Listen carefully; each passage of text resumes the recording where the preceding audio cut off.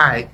So I had a session recently with directors of a large organization that has been in existence even before Nigeria gained independence.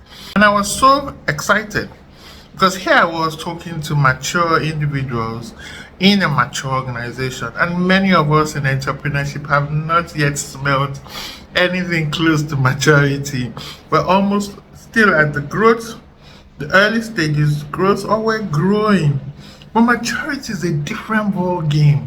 It's a stage where there's so much stability and you want to maintain that stability, or sometimes you want to actually cause another spike and become a startup again. Huge challenge, but don't let me go too far into that. We talked about how to show up your organization in times of turbulence. And we talked about four real perspectives to look at. One is, first of all, the perspective around compliance and how you need to ensure that you tick all the boxes that help you to comply with the requirements of a steady organization. And I know compliance is not something that we entrepreneurs love to hear. It's as though, you're trying to box me in, you're trying to put me into a corner. I don't want that. I want to be free, I want to be expressive. I know. Compliance, however, helps you to get that innovation, that venture you have, that is a baby now, that is growing. It helps you to create an environment for it to thrive. If you comply with regulation, comply with legal requirements, comply with financial expectations, comply with reporting, various things that are compliant, having your processes documented, having your systems in place, ensuring quality, all these are fantastic. But beyond compliance, you then begin to put in place a system or a way of thinking that is really about behavior to future proof your organization.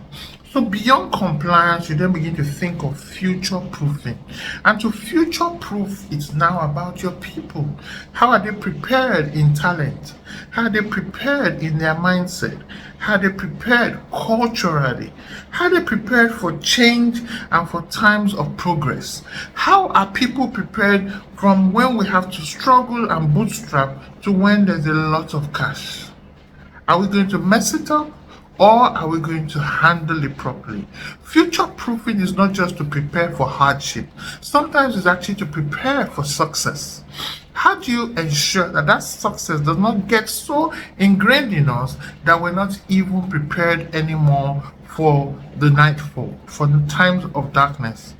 Sometimes we get so used to one way of doing it that when the environment changes on us, we're ill prepared.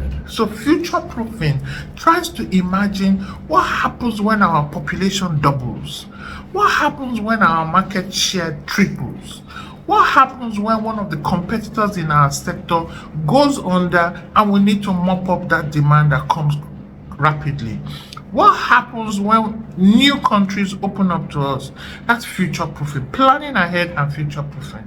The next level you now begin to think of is about high performance, because you don't want to accept just any level of performance after a while. Maybe when you started it was fine because we're all rushing it, we're struggling, we're doing German. That's a term I learned very early. I'm sorry, it can never leave my lips.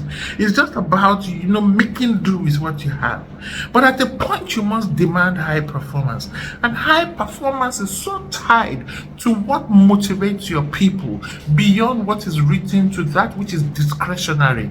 And in high performance state, you're encouraging people to bring in their discretionary energy, to bring it to work, to let it be on display, to demonstrate high emotional intelligence, behavior that is in tandem with best practices anywhere.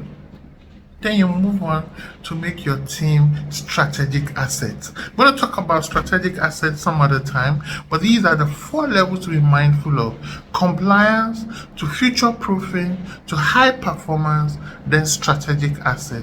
What do you think about this? Is your mind on this when you're building your business, or are you still German?